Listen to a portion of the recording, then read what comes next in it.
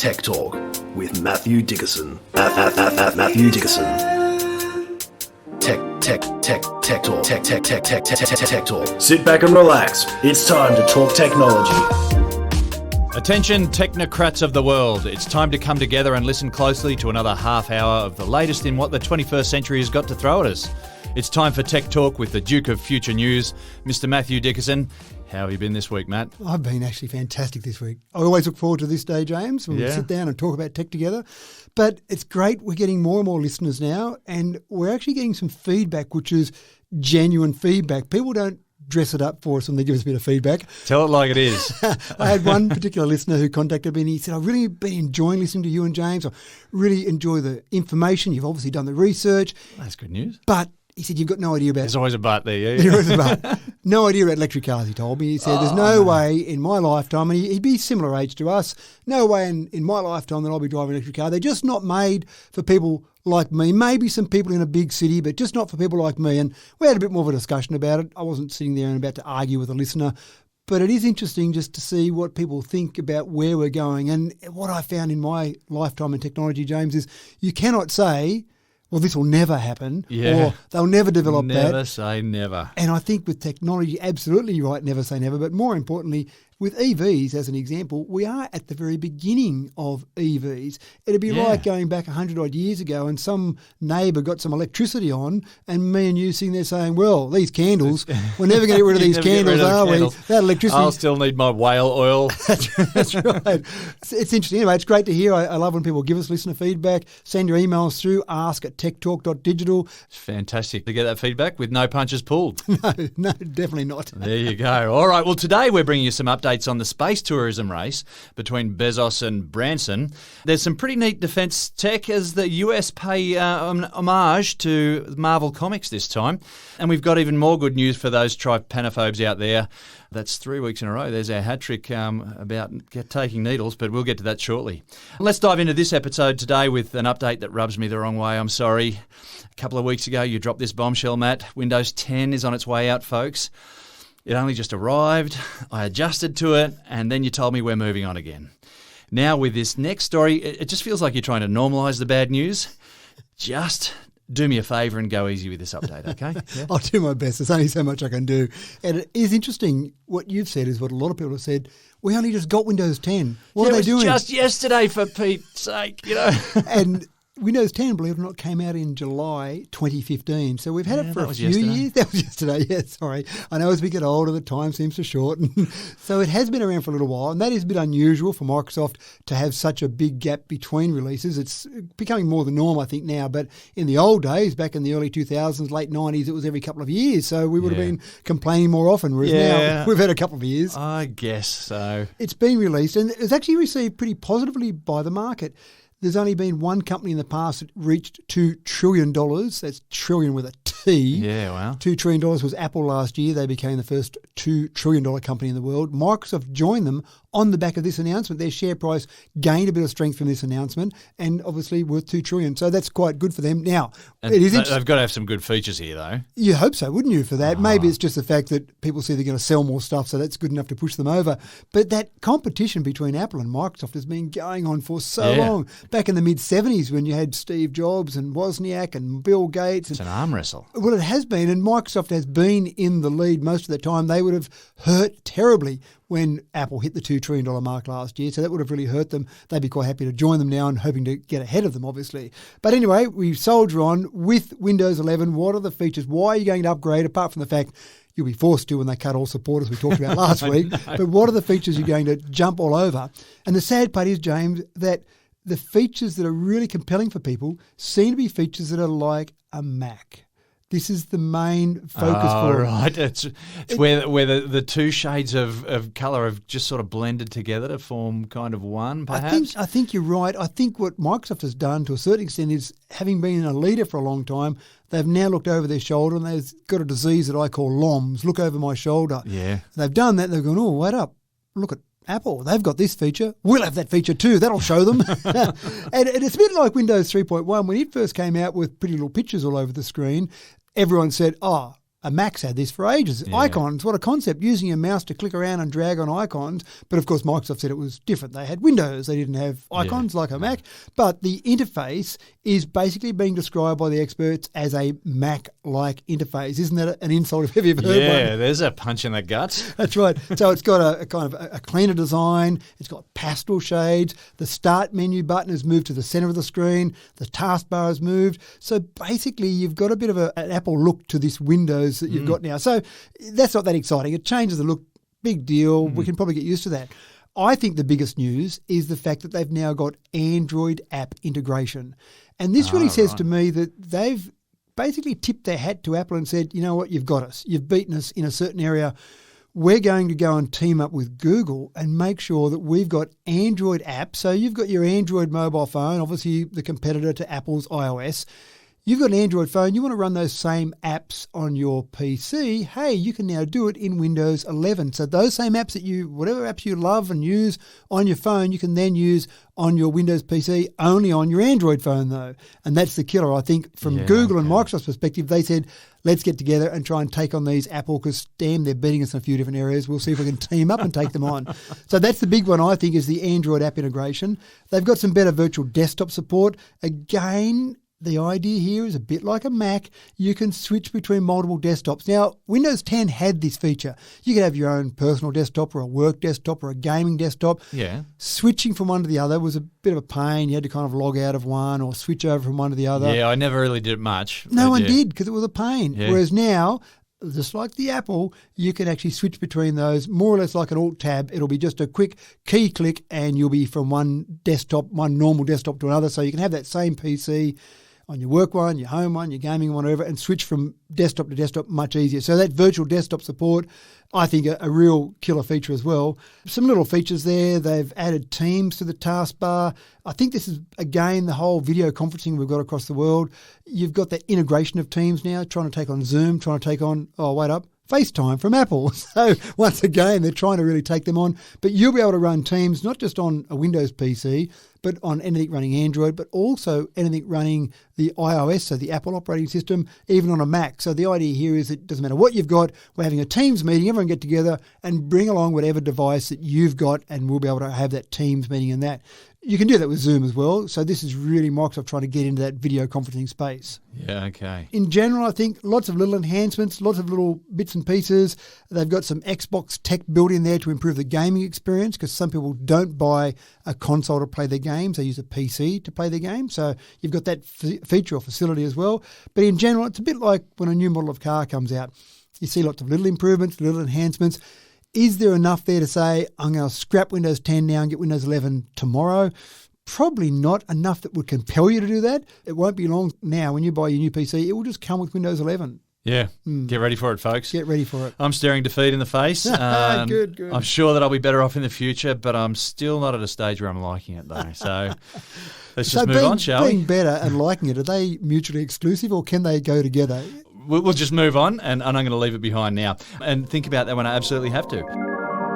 Back in the 80s, at the height of the Cold War, some of you will remember, there was talk of the US military developing a defensive satellite system that would fire lasers at hostile Soviet nuclear warheads.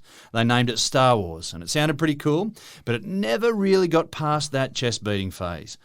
35 years on, ladies and gents, we're moving on from Star Wars, and Marvel is the new flavour.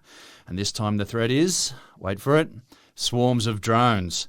Tell us, Matt, about the new defence system they know now as THOR. THOR. Isn't it funny that we just seem to have things based on some fictional movies that people create and then the US military gets on it, like you said, the Star Wars system, now the THOR system. They need to come up with their own names, James. Yeah, we could talk about Norse mythology, but really it's Marvel Comics, isn't it? It's Marvel Comics, that's right. No one knew Thor from the Norse mythology, but right. Once we're suddenly seeing it in... Was Chris Hemsworth. Exactly right. Enough said. So the idea here is exactly as you said. You've got swarms of drones, individual drones and swarms, drones are really effective as a weapon because you can either carry some explosives on there. They're not very large, but you don't need very large explosives to be fairly effective. Yeah, they can be controlled remotely and you can target exactly what you need to target. Exactly right. And they can be used as almost kamikaze drones. You haven't got a pilot on board. You can fire those drones into something. Relatively cheap technology. Absolutely right. And surveillance, they can be used for that as well. So you can fly your drone in, see what's there, and then send in something a bit bigger or send in the troops, whatever it might be, to go and attack. Now, I did a conference once where I spoke at this farmers conference, and one of the questions that came up was about drones. And there was a guy in the audience who actually asked me, is it legal for me, if I see a drone flying around above my house, to go out and shoot it out of the sky? And I actually said, well, I'm not here to give legal advice. I have no idea the legality of that. It sounds like it probably wouldn't be legal. Maybe he's breaking the law by looking at your house, but I'm not sure if that's okay for you to commit an illegal act. But I don't know the law of that. But I did say to him, I'd be pretty impressed if you could pull out your 303 and take a pot shot of that drone flying around and knock it out of the sky. Yeah. He seemed pretty confident that he could. But what the US military's found is it's pretty difficult to shoot down individual drones or fleet. What's the collective noun for a bunch of drones? Let's call it a swarm. A swarm, okay. Yeah. A swarm of drones there. It's pretty difficult to shoot them down. So what THOR is a big microwave beam. Yeah. They're not actually trying to shoot them down per se. They're trying to fry the electronics on these drones. So as they're flying around, it gets fried with this high energy microwave beam, which then means that the drone can't be controlled, it loses its electronics, and it essentially drops from the sky. Now, if it's carrying an explosive, that still may not be great, but at least it drops it somewhere else, not where it was intending to drop it. So it might drop it on your house instead of my house, but that's okay for me. I survived that. So this is the concept here. So it's an interesting concept. I haven't been able to find out whether or not you can heat your cup of coffee while you're sitting beside the THOR microwave beam as well as an added bonus for it. Rather than put it in the microwave oven, just put it next to the microwave beam and say, I've got a cup of coffee as well. Double effect there, yeah. Good. It might be. Hopefully they've got it fairly focused where you don't get too much radiation leakage out of it. And I hate to digress here, but there is another funny little story about the Parkes radio telescope. I'm not sure if you've ever heard about the time they thought they discovered aliens there.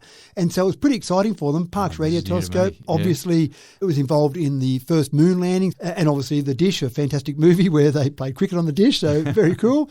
But there was an incident over there where they were getting some interesting little rays coming in that were being picked up by the dish at sporadic times of the day. They just couldn't quite work it out. They were trying to work out what it might have been.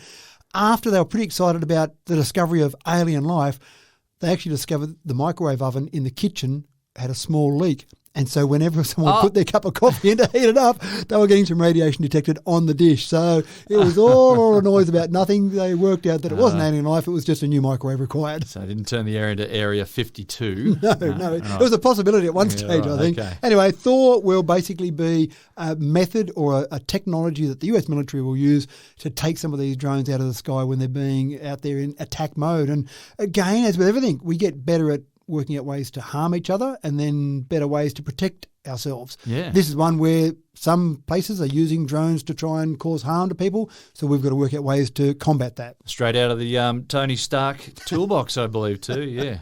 Exactly right. Yeah, so, and this is fairly lightweight and fairly portable sort of technology too, I guess. A container. You can basically put this in a container on the back of a truck.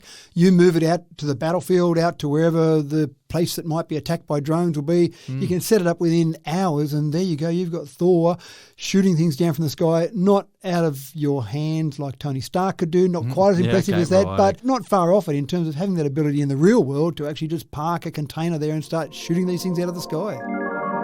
Futurists have been predicting that the access to fresh water will be the most valuable commodity very soon. The idea probably kicked up after Mad Max Beyond Thunderdome was released in 85. But look, there's some new tech for harvesting water out of thin air, Matt. Harvesting water out of thin air, it just does sound crazy, doesn't it? Well, no, not totally crazy. You know, water's a part of air. So. Well, you're right, the humidity's there. So one of the things that's scary, one of the stats that's scary is that 29% of the world does not have access to safe drinking water. That's a lot of the world. Yeah. And then go further than that, 1.2 million deaths a year are directly related to unsafe drinking water. We live in a very developed nation, a very developed area of a developed nation, so we don't think about it too much. We flick the tap on and out comes water. Isn't that wonderful? Happy days. We don't think about too much what people have to suffer around the rest of the world. But I don't think it's going to be too long before we do have to start really worrying about it. And we probably should be if you're not. You're probably right. That's right. And the World Health Organisation says we need, between 60 and 100 litres of fresh water per day. Yeah, that's right. And having access to that is, again, we take it for granted. But suddenly if we didn't have a flowing river going through the middle of our city, or if we didn't have water treatment plants or desal plants, and desal plants are an interesting one because they use so much power.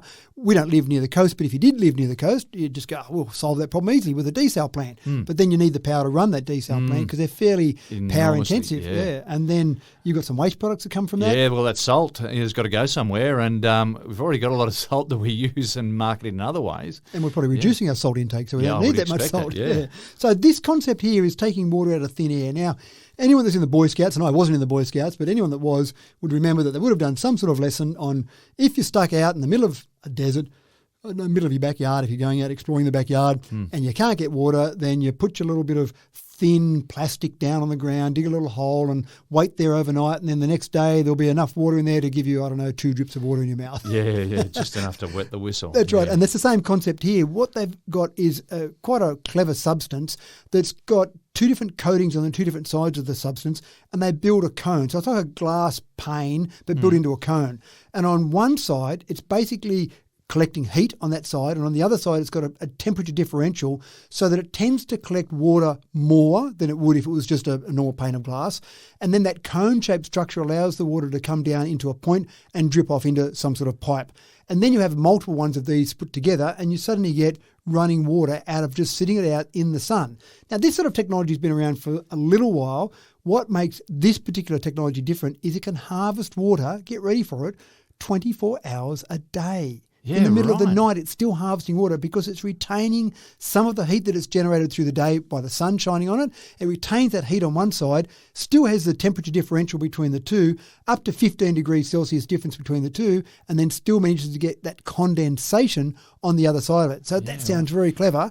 What comes to mind for me is that here's something that's collecting water with no power input. You don't have to have any sort of generation of power, plug into a power point, whatever it might be, to generate water from this thing. So it really is a standalone device you put out there. You can start collecting water from thin air. Yeah, so it's just using its energy sources from the ambient temperature. Exactly right, the sun hitting it and the ambient temperature. That's right. Yeah. Now, you don't get a lot. The theoretical maximum, which I imagine has to be linked to humidity somehow, but I don't have any formula for that, I'm sorry. But the theoretical maximum is 0.6 decilitres per hour. So that's about 60 mils, per hour.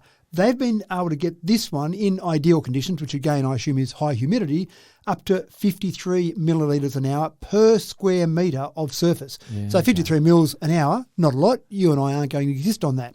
But add a few of these together, add larger cones, start to produce them on scale, you can start to generate enough water, I think, that could either supply, say, a village or at least supplement a village rather than having to send people down the track, fight off the lions and the kangaroos or whatever it might be and collect your water from a well and then put it on your head and carry it back up. You've got the ability to generate water there where you are. So huge difference this can make potentially across the world.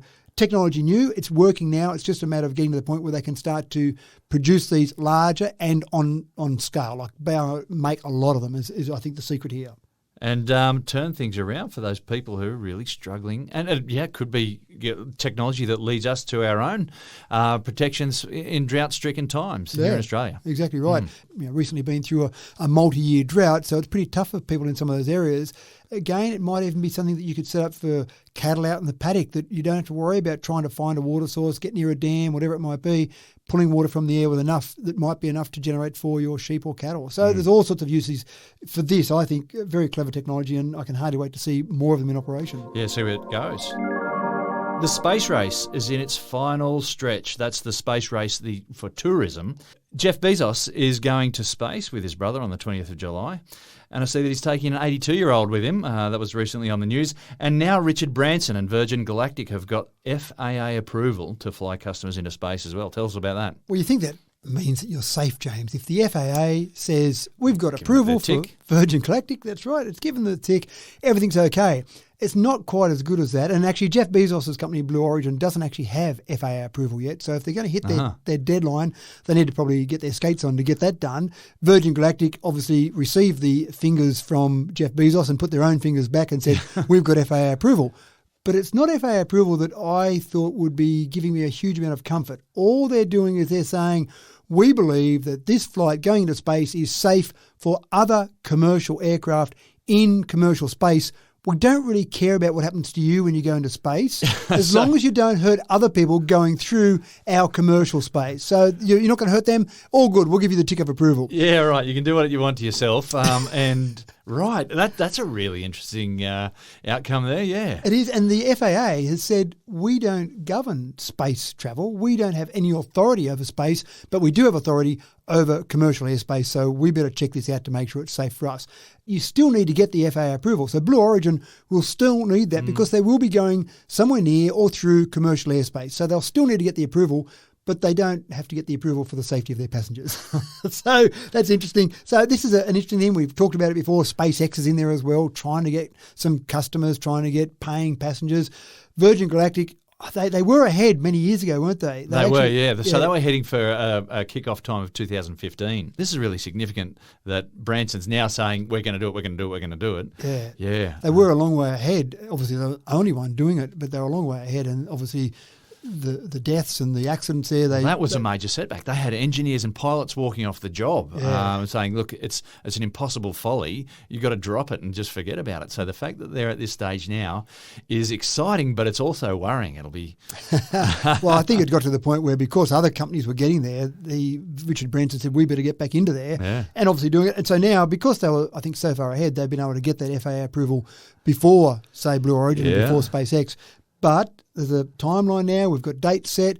We've got people rushing towards those deadlines. Nothing in that world would ever happen, James, without a deadline. You have to have a deadline to make things happen, to make the world continue on. So this will be interesting to see where we go, but I don't think it will be that far away. We'll see 3 companies flying passengers to space. Virgin Galactic, I know I've got about 600 reservations on their books for people that want to go into space. Yeah, they're not even sure how much the tickets will be. They know that it's going to be about 500,000 or more per ticket, and they've still got 600 reservations there. Well, before 2015, they had sold a bunch of tickets already, at least, I thought it was somewhere between 60 and 100 or something like that. Right. Tickets at 250,000. So ticket prices have gone up, obviously to cover costs. That's right.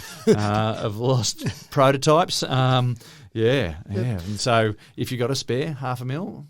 Well, I bought tickets for you and I already. Oh, good news. Good news. Thanks very much. So we're right. We just got to wait till they get their act together. Just wait till they get their act together, yeah. And, of course, free tickets for flat earthers. Oh, absolutely. We've talked about them getting up there in space. But I think they still see it as a two-dimensional object from space because, things that we see in the distance sometimes look a bit two-dimensional. So that'll just prove their, I was going to say theory, but it's not even a theory. I struggle to call it a hypothesis even. Now, just to be clear, they're only up there for about 15 or 20 minutes or so. Not even that, 10 to 15 they say. So 15 would be the maximum. That'd be a long flight. Yeah, talk about burn through a bit of cash. Chance to float around and bounce around the cockpit there a bit. Still thinking of buying some cryptocurrency, perhaps? No? Well, here's 2 reasons why you've made a good decision then. Tell us about why not to buy a cryptocurrency. Well, this is a part of a problem because to get our $500,000 for our tickets last time, I bought some cryptocurrency for you and I to make sure that it would go through the roof like everyone said it would, and we'd have our $500,000 in cash to buy our tickets.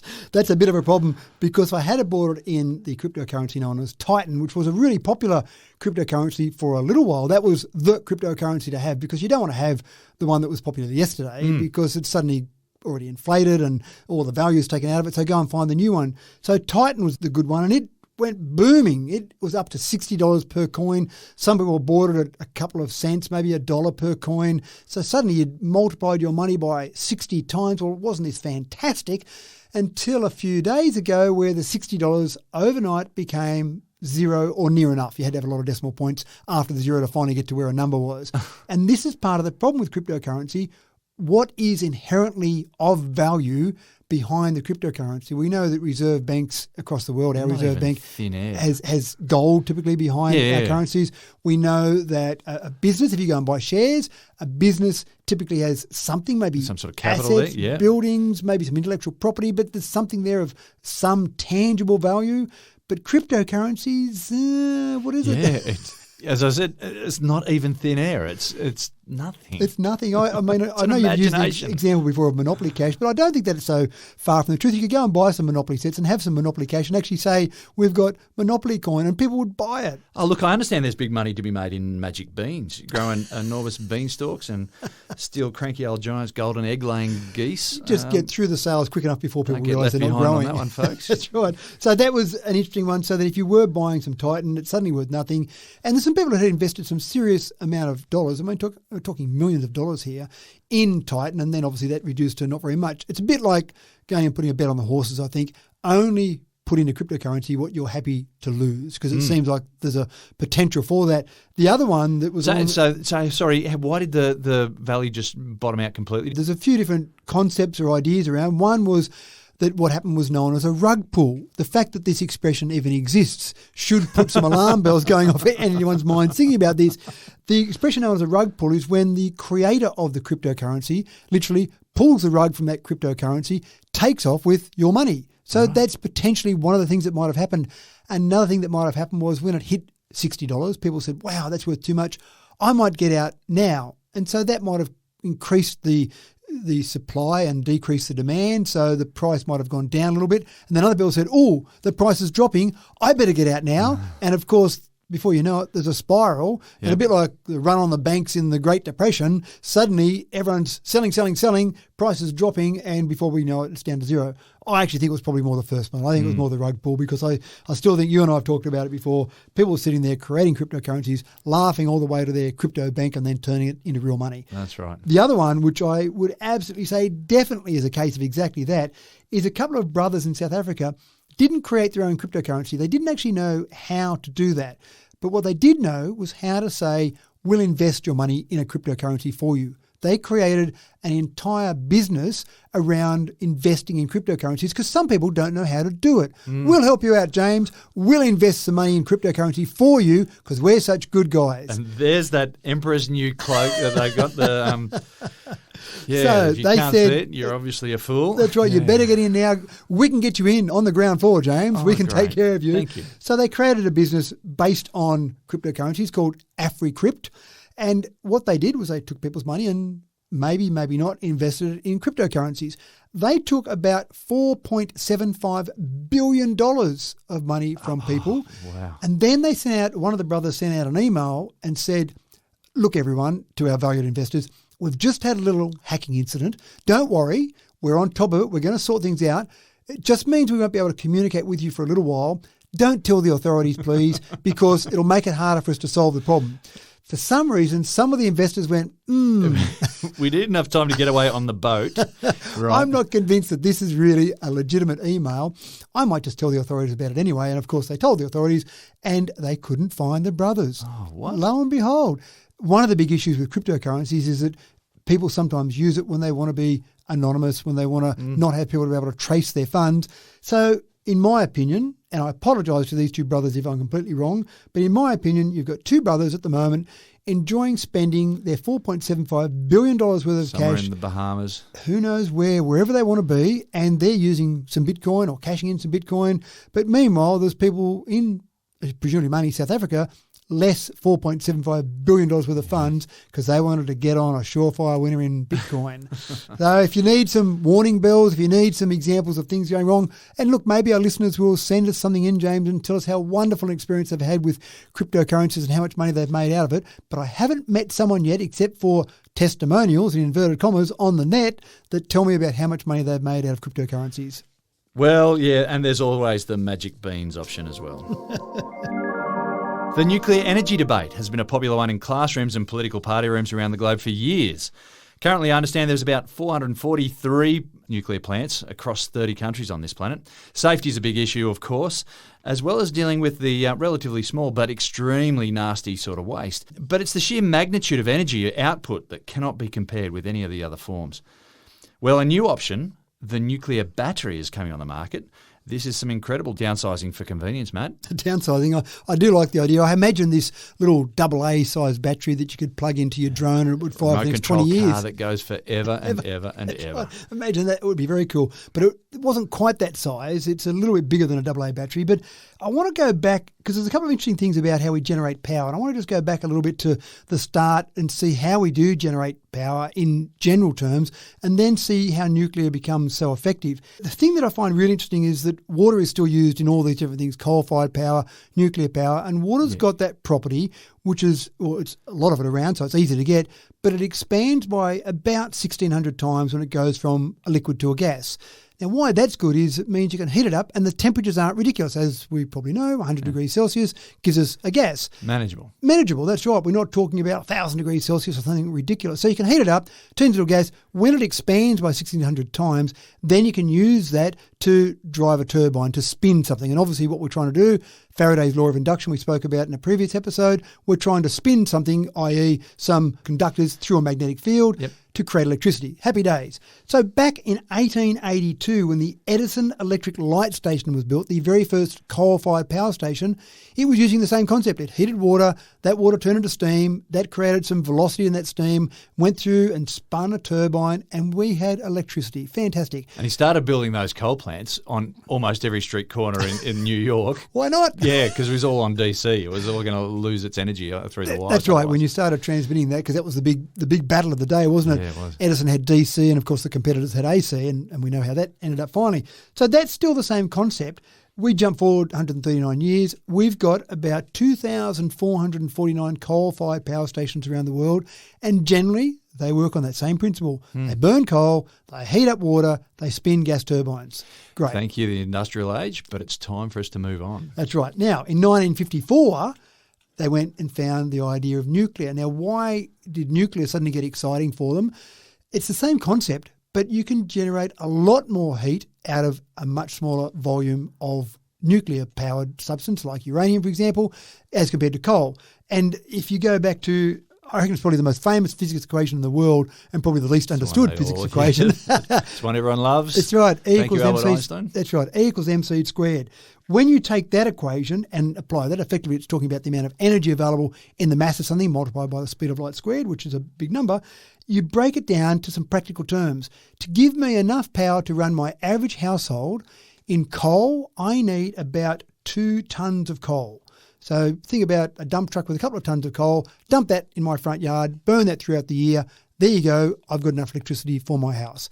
If I take the same amount of uranium, it's 22 grams of uranium to power my house for the year. Yeah, right. And that's why it's exciting from a nuclear power perspective. You're not having to provide a lot of raw material to provide a whole bunch of power. It's only a small amount of raw material. 22 grams, wow. Yeah. It's fascinating, isn't it? So imagine that AA battery again. That would power your remote control car for a long, long, long, long, long time. So take all that together and you say, well, why aren't we all doing nuclear? Of course, you've got incidents like Chernobyl, like Fukushima, that scare people a bit when you get the complete meltdown. I think we almost get to grips with the idea of waste, but just the Fukushimas of the world really scare people.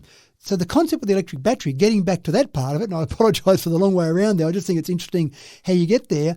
The concept of a nuclear battery is you take something that's container-sized, not AA-sized, you build it so it's a completely self-contained unit, you put a small amount of uranium in there and obviously some very good protection around that uranium, and you've now got a little nuclear battery that you can go and sit somewhere as a container, put on the back of a truck, and you've got enough power to run, for example, 3,000 households for 10 years. At the end of that 10-year time frame, you pick up your container-sized battery, nuclear battery, take it back to the factory and refurb it, which basically means take the waste product out, put in some new raw material, and then you've got your nuclear battery ready to go again.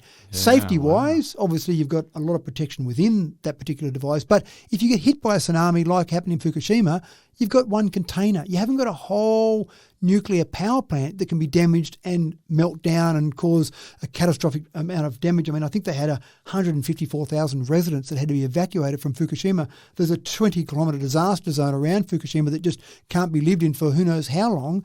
So you've got all that, but with a container, you're able to, excuse the pun, contain that much better. But also, if you had something like an earthquake, you had something like a tsunami, you're unlikely to break that whole thing apart. So I can see factories that have high power needs. I can see neighbourhoods that want to be carbon emission free. I can see people using this little battery. Of course, the problem is the NIMBY. I want one for our neighbourhood. I just want to put it next to your place rather than my place, James. That's the problem, I think. Well, I see an enormous opening there for modern farming as well, because we know that farming has got to change. We're going to need a lot more food, so we're going to need higher yields in a smaller space of growing. And so I see in farms sort of diversifying and having some sort of processing plant or even large glass houses, as I talked before, with that will require energy, and this might resolve some of those problems. So I'm interested there. Do you think so? There's farmers now that are out there that have got wind turbines on their farm. They sacrifice a small patch of their earth that they use for, say, for example, sheep to graze on, and they put a pad there, and there's a wind turbine on top. They get paid for that, so it's a way for them to help generate renewable power, but also actually generate a bit of money for the farm. So are you thinking that maybe a farmer could say, hey, go and drop one of those containers on my farm. I'm happy to rent you a bit of space on my land. That takes it away from James and Matthew's backyards and puts it out on my farm, and you're not too far away from where you need it. Then you don't have to run such a huge run of electrical cables or overhead transmission lines to get there. Or are you thinking... I'm thinking that, definitely that could happen. But also we're talking about farmers having to process stuff on their properties as well. Yeah, right. So just the power requirements they might have. So maybe even smaller the container, you don't need the power of 3,000 homes to maybe run that processing assembly on a farmer's property, for example. Refrigeration and things like that happening on farms as well. The other thing interesting here is that we also, by having distributed power, we're also reducing the loss of transmission. Depending on where your power is generated and a whole range of other variables, you're probably losing around 9 to 13% of your power that you use at your house in transmission. So if you start to be able to put these devices more distributed around the network, you're suddenly reducing those transmission losses. Well, it'll be interesting to see who takes that up first and where we go with it. Do you find flying too noisy? A new graphene-based aerogel material could make aircraft flying as quiet as using a hairdryer. As I understand, a hairdryer is the new international standard unit for noise. Is that right? So we've got this new material that's going to work as an excellent insulator. I do find that interesting, James, because I don't use a hairdryer and you probably don't use one either. We've both got short enough hair that we probably don't use a hairdryer that often. So how noisy is a hairdryer? I'm not sure. It's normally a couple of rooms away when someone's using it in my household. That's right. Well, it's a standard unit now that we're using. Apparently, yes. Yeah. But it is interesting. So we've got graphene. Now, graphene is pretty cool as a substance because we talk about in physics things having 0 dimensions or 1 dimension or 2 dimensions. But we don't know of anything that exists that has 0 thickness. But graphene's about as close as we get to that. We can have graphene exist at 1 atom of thickness. Yeah, it's essentially just, graphene is a sheet of hexagonal arranged carbon atoms, 1 atom thick. Pretty cool. Yeah. So when you take something like graphene, you mix it in with some other materials, what they're doing here is they're effectively using air as an insulator, but they're locking air up in this sort of meringue-like substance, if you like, to use a cooking example there. So you've got air, but just having air there that can flow, obviously noise will travel through that, but air that's trapped in little pockets where those pockets are basically keeping the air apart from each other, that's the way that it's actually insulating the noise. The great part about that is it's light. So when you talk about aircraft, obviously aircraft doesn't want any more weight than possibly necessary. So it's light. You can use it in aircraft. You're basically putting it in between anywhere there's noise and somewhere there's not noise and trying to keep that between there and using that natural property of air or locking down air to actually stop that noise flow. Yeah. So it sounds pretty cool. I can imagine, sure, we'll have some aircraft with possibly this sort of substance in them in the near future. But I can see luxury cars being built with this in the very near future because people will pay in a luxury car. They're not necessarily going to pay more for a plane ticket because it's quiet, but they'll pay for a luxury car with this sort of material in there. It basically, if you take the example of the aircraft, they say it will reduce noise by 16 decibels. I'm sorry to use a scientific term like decibels rather than hairdryers. Speak, are we? Yeah, that's right. Yeah. So that's, normally a jet engine is about 105 decibels. Now, that's when you're outside next to it. You're not doing that in a plane.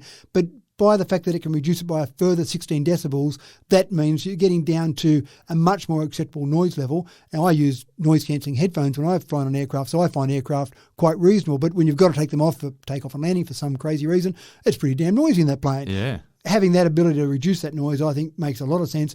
And again, it only weighs 2.1 kilograms per cubic metre. So you've got a very lightweight substance. It's just this thing I love about science. There are so many people working on so many different things. I didn't know I had a real problem with noise on an aircraft, but obviously I do. The fact that someone's going to go and do the research to solve this problem for me. Well, I just think as another option for nanotechnology to me is a very exciting field, and this is just one new application of it. I'm looking forward to what's going to happen after this. Yeah. And that's the thing. We talk about it a lot. Something gets created, invented, someone comes up with an idea, and you blink, and suddenly it's being used in a whole range of different ways that you and I didn't think of, and I guarantee the researchers didn't think of. They've created the substance. Now let's see how it's used. I reckon I could use some next to in my house, next to the bathroom, so when the kids in my house are using the hairdryers, I don't even have to listen to the hairdryers. And they don't have to listen to you singing in the shower. Exactly. Honda's jumped into the EV market in the US, and they've got a new name for their SUV. Imagine the job of coming up with names for vehicles, James. That'd be cool. It'd be cool, wouldn't it? They've come up with a name, so they've got their first electric SUV. And Honda have made some pretty big announcements about where they're headed in the electric vehicle field. And they've got to get it right because they've made some statements about a big bet they're putting on the whole EV space. So the first vehicle they're going to release in the US is called the Prologue, which kind of makes sense, and it kind of says that this isn't the real thing. It's kind of before the real thing. Yeah, right. So this is There's the prologue. more coming. There's more coming, that's right. So I like the science behind it or the psychology of that. I don't know if they thought about any of that. I'm sure they did. They might have just said, prologue, well, that's cool, we'll do that. But surely they thought about it a bit to say that... Yeah, someone got paid a lot of money. Maybe a team of people. A team of people, and then some focus groups, obviously. Yeah. So the prologue, the idea there is this will be an SUV released in the US and Canada starting in 2024. It'll be an SUV because... why not? Everyone in America wants an SUV or a truck.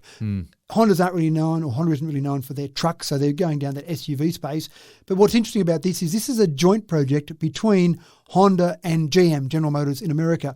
And I think we'll see more and more of that where different organisations, different car companies are saying some of these startups, these little Teslas of the world, they seem to be going okay. We need to join together to battle against some of these other startups coming along. We know cars. We'll put our heads together and surely we'll come up with something better. We're seeing it with Toyota and Subaru. We're doing something similar. And again, here with Honda and General Motors, I think we'll see more and more cars develop out of this. The other thing that I think that Honda is looking towards is that they still think the fuel cell, the hydrogen concept, has got some legs in there. So they're developing some of those cars as well. And they've made these grand plans to say that 100% of their vehicles that they'll sell by the year 2040, still a fair few years away, will all be either battery electric or fuel cell cars, but even 80% of their cars, they say, by the year 2035. So they've got some things happening there. They've actually had a little bit of success in Japan and Europe. They've got their little e-city car designed specifically to be a runaround, a little EV car. So they've got a few runs on the board. They've got the concept right. I think they've just got to keep going forward with that. I think, 100% of their car sales by 2040. Yeah, that's pretty cool. For some of these governments around the world making grand predictions by the year 2050, I think the market will get ahead of them. I think those predictions they're making by the year 2050 will be very safely met, not because of those governments, but despite some of those governments. Yeah, well, it'll be interesting, just what sort of percentage there is by 2035 even. Whether or not 80% is quite conservative. We've had a couple of stories lately about making life better for people who don't like getting needles.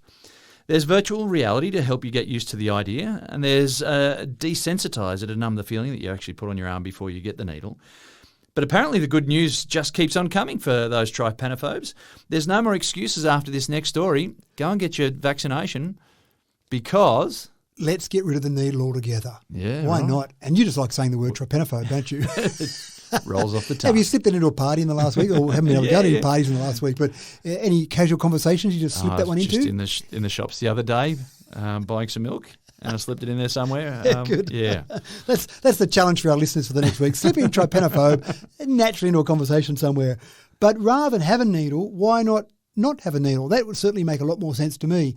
This is actually a way you can receive something like a COVID vaccination, but it's not exclusive to that, where instead of having a needle, you actually just have a spray. So you literally spray a liquid onto your surface of your skin, and that is enough for it to be absorbed. The DNA is absorbed by the cells in the body, and that then triggers your body to go, oh, here's a foreign substance. I better make something to battle against that, like a normal vaccine. Yeah. Yep, antibodies. And then that's it. You've got your vaccination done. So imagine just standing there in the line, someone walks along, squirts your arm with a liquid substance of some description, and then you say, that's it, I'm vaccinated, thanks very much. That's a sweet little... Well, I'm going to suggest that might get the queues running a bit quicker as well. It might be quicker to get through. It might be quicker to get those 25% of people we've spoken about that are scared of needles. It might be a quicker way to get them through. You can't quite get it yet. The University of Sydney is actually running a clinical trial at the moment as we speak. Maybe some people could go and volunteer for that clinical trial, but you can't actually go and do it yet. But I don't think it's far away. And as we found with everything to do with COVID, things can happen much quicker than ever we thought they could before. And this will be another example of that. But it is interesting just how much we've changed what we accept as the way things must happen. Oh, well, you've got to go and get a needle. That's the way it has to be done. Someone said, hold on, is there another way we can do that? And I'm not aware of this, but I think you've seen this happen in agriculture too, haven't you? Oh, yes. Look, when you're trying to introduce new DNA into plants for GM growing genetically modified plants, little lead pellets have been coated with a DNA in a fluid form, and then they just sprayed onto the leaves, and they're absorbed and taken up by the plant, and the plant adopts that DNA. Yeah, so there you go. So we've seen that in agriculture. I think we'll start to see this in humans again. This trial started. It's a phase 2 trial has already started. So that started. There'll be people out there having that experiment done, and if all goes well, is it effective? I don't think there'll be too many people scared of being sprayed, but is it effective in terms of getting us all to be immune to COVID-19? Then I think we'll see this happening out there. It just seems fascinating. There we go. You heard him, folks. Sign up and be part of something new and significant. Right, well, that brings a wrap to another great week of stories of where we're headed to in the future. Thanks heaps, Matt. I cannot do this enough, James. I cannot say how much I enjoy sitting around talking just with you about technology and what's happening, and we've just got to keep a lid on how long these go for. We'll turn these into 3-hour episodes soon. We've got to be careful about that. And as always, thanks again, listeners, for tuning in. I've been your host in the form of James Eddy, and we'll catch up again next week.